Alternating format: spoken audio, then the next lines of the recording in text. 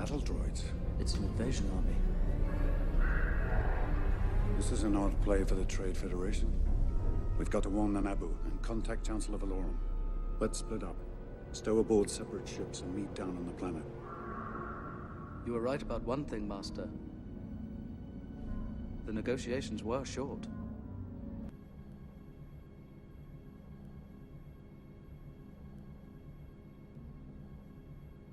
Kill yourself, Obi-Wan.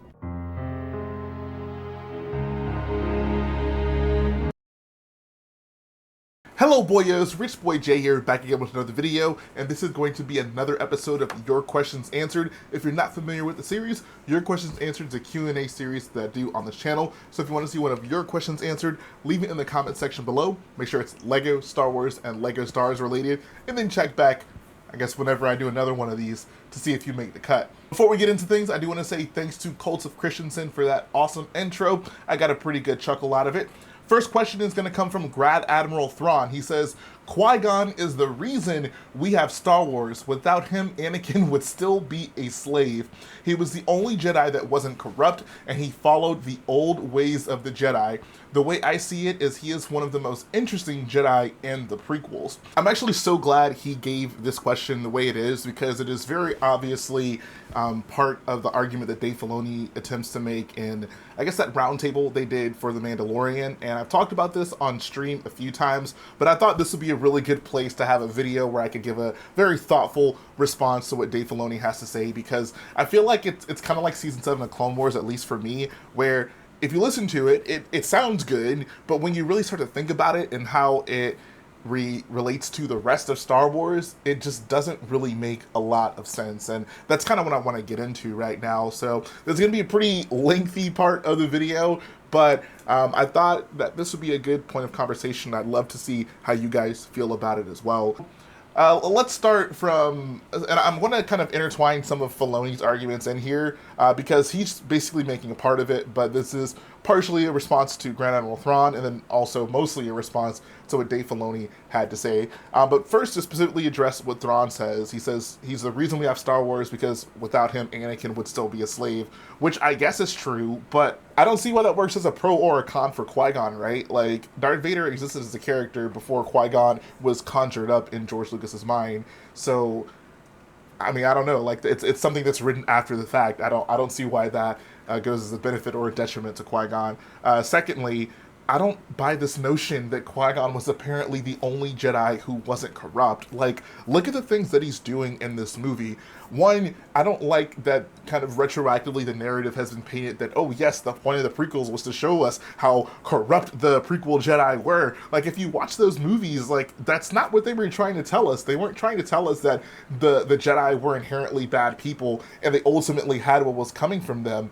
The Jedi were always painted as sympathetic figures. That's why that Order 66 sequence hits hard for so many people, because the Jedi were our heroes. The Jedis were the ones who were actively trying to save people and prevent darkness from prevailing in the galaxy.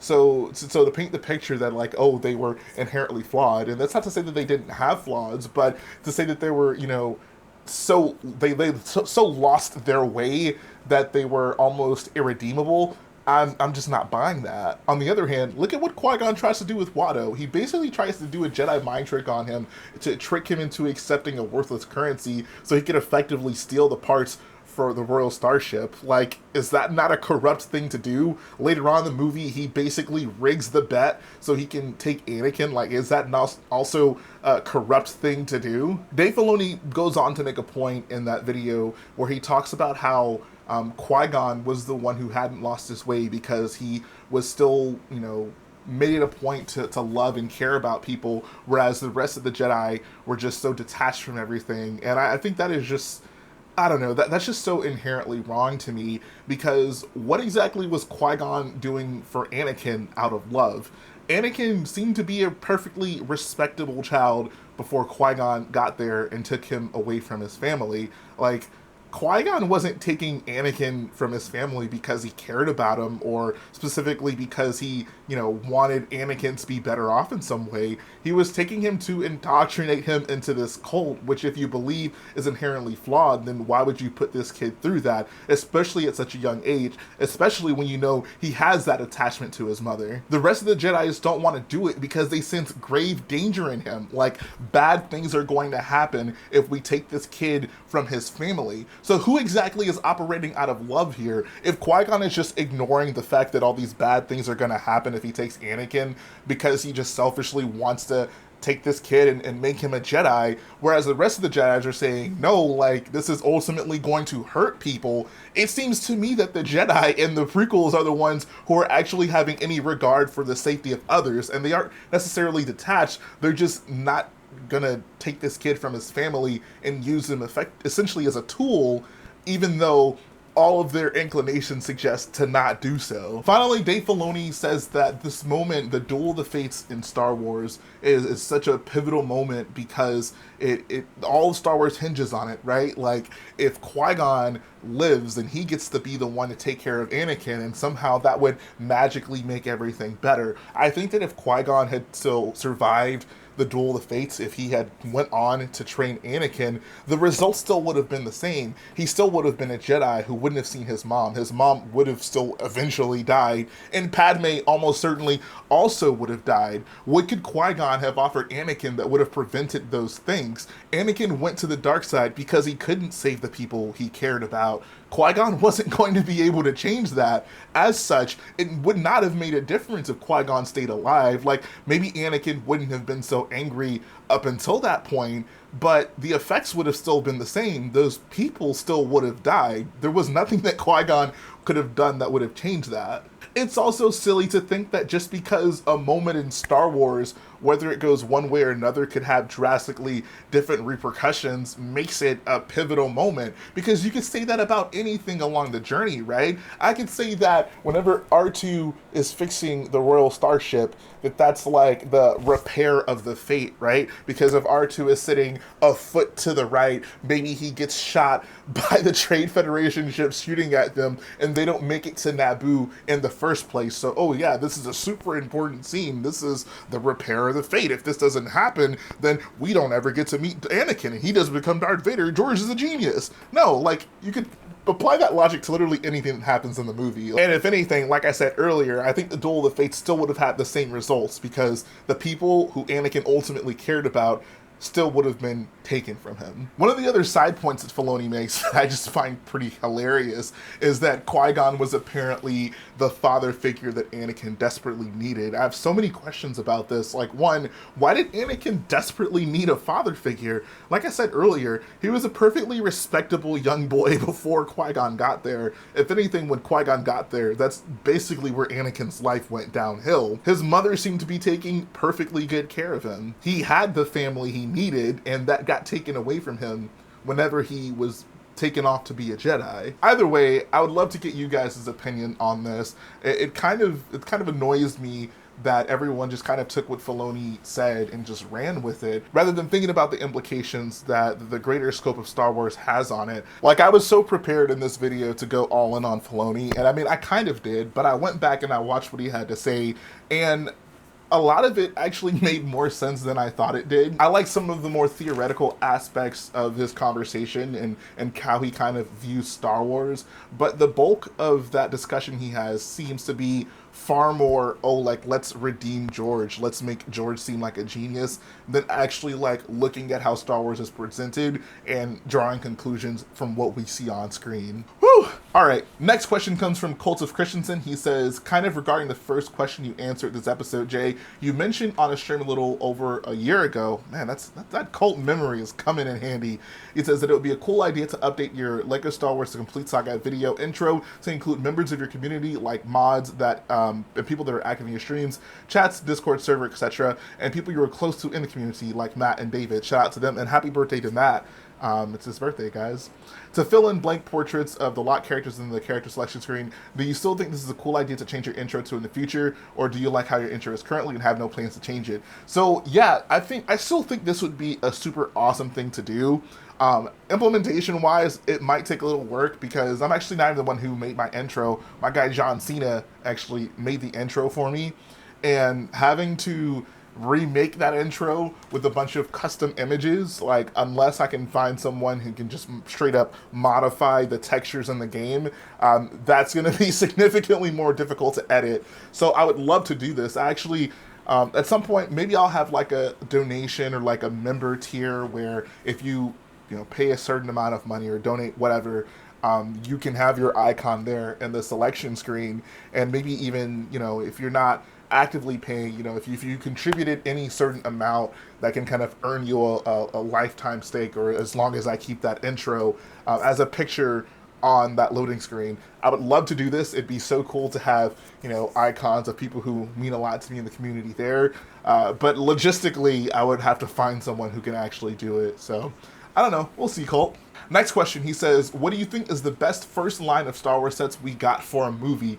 This is a great question because there have been, especially in the Disney era of LEGO Star Wars, some straight bangers when it comes to first lines of sets. But before I get into those, I want to bring up one that is certainly worth mentioning, and that is the original wave of Episode 3 sets back in 2005.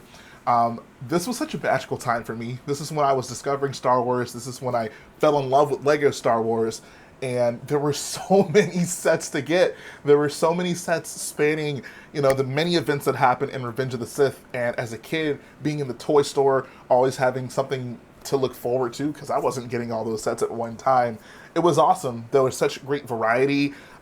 Within the wave, there was almost like many sections of sets that kind of went together, specifically the Kashyyyk stuff, and I loved it for that reason. There were so many great sets in that original Episode 3 wave, and it was really like the biggest wave of LEGO Star Wars sets I think we ever got up until that point. So shout out to 2005, shout out to the original LEGO Star Wars Episode 3 wave. But outside of that, I think some really that stick out to me has to be the original Rogue One wave. Figure-wise, that wave was just immaculate. Like, there were so many exclusive figures across the board in all those sets, and you can tell LEGO really made an effort to try to give us as many figures from Rogue One as possible. Like, there were only 5 sets coming out of the gate, but LEGO was like, let's just start throwing random figures in random sets because we have so many characters that need to be represented as minifigs, and we don't necessarily want to wait until other sets down the line. Like, let's get those out now. So that's how we ended up with, like, K2SO and Bodhi Rook ended up in Krennic Shuttle, which, it was kind of random, but it worked out because if we didn't get those figures, it'd be like, well, like, where are these characters? So the figure selection across the board was awesome, and the set selection as well was awesome. For whatever reason, LEGO decided to just make all of those Rogue One sets the appropriate price that they should be, which for Star Wars is not something we get super often, and that made for just buying those sets to be such a joy. The $30 hover tank, the $40 AT-ST, and then you had the higher price points, like I think the $70 TIE Striker, the $80 U-Wing, and the $90 Krennic Shuttle. Like, not a single set over $100, but just some absolute bangers of sets in that wave, and I love it for that. The other wave that I think is worth mentioning, you guys know I can't go a video without throwing the Last Jedi mention, but I think that original Last Jedi wave is almost the antithesis of that Rogue One wave in some aspects. Like, price-wise, there was like a $30 set and a $40 set, and then like the price just exploded on the other end. Like, there were multiple $100+ sets, but I think they were worth it. I don't think they were necessarily overpriced sets, but I think they were really good, just big sets. That First Order Star Destroyer, I think, is a classic LEGO Star Wars set. That Resistance Bomber, I think, is a classic LEGO Star Wars set. Like, if I was a kid, that would have 100% been my favorite toy to play with. It is just the perfect combination of, I think, a good-looking LEGO set, some awesome play features, and a really cool interior. Like, you can pile so many minifigures into that Resistance Bomber.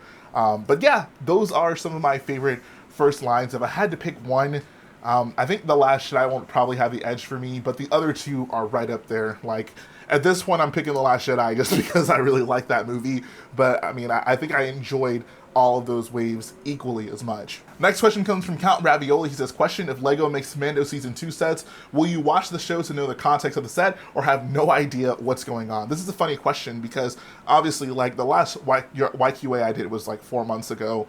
Since then, we've gotten a Mando Season 2 set. Fortunately, it's from the one episode I did watch, so I'm not completely clueless on it, but there are rumblings of potential other Mando Season 2 sets that are going to be coming out. I haven't watched Mando Season 2, so, I mean, I guess I'm not going to be completely clueless, because I guess people didn't understand, like, I kept up with Mando Season 2, like, I know generally what happened. I maybe don't know it, like, scene for scene because I didn't watch it, but I know the general story. I know who most of the people involved are. Well, mostly because I knew who they were before Mando Season 2 happened. But anyways, I know, I have a good general idea of the context of these sets, but there might be some little things in these sets that I might not know, like, why is that there? But I think I have a good enough idea of what happens in there to where I won't be completely clueless when it comes to Mando Season 2 sets that aren't in Episode 1. But that's going to finish up the video today. This was quite a long Your Questions Answered, and I'm glad to be back doing these videos. And for those of you who stuck through to the end of this video, I do want to give a little mini announcement. Starkiller Base will be back this weekend.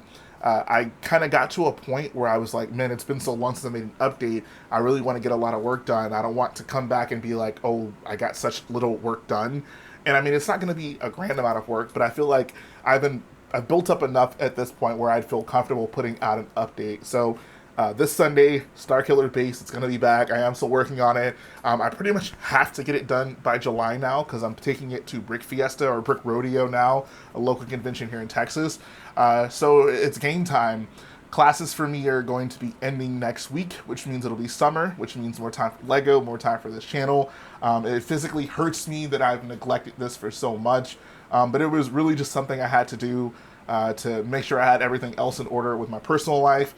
Really just for my own mental well-being, just kind of not necessarily being exhausted with Star Wars, but maybe being exhausted with the direction of Star Wars, and maybe even LEGO as well. But I'm back. Like, I'm so ready to really go ham on this mock and get back to putting out update videos and showing you guys what I've created. So stay tuned for all of that. Thanks to everyone who's still here and supporting me along the way. If you like what I do, go ahead and support the video by hitting the like button, support the channel by smashing that subscribe button, and I'll be back again very soon.